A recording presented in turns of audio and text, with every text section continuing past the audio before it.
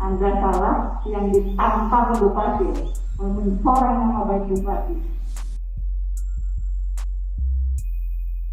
Viral di media sosial hadiah cuma Rp95.000 untuk atlet yang meraih gelar juara dalam turnamen Bupati Cup Pandeglang, Banten.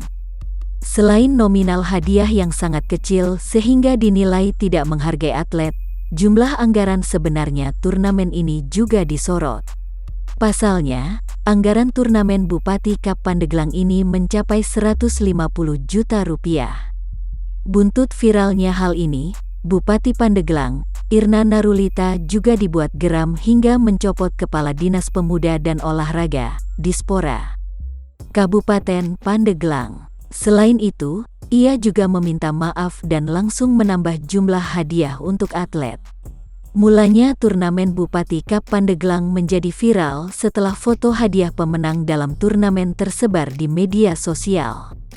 Dalam foto yang beredar, ada 3 buah amplop putih tertulis juara panjat tebing Bupati Cup tahun 2021. Di amplop itu tertera juga logo pemerintah Kabupaten Pandeglang. Lalu, di sisi masing-masing amplop dalam foto itu, berjejer beberapa lembar uang. Saat dihitung jumlahnya Rp165.000 untuk amplop bertulisan juara 2, dan Rp95.000 untuk 2 amplop bertulisan juara 3. Foto tersebut kemudian mendapat tanggapan beragam dari warganet.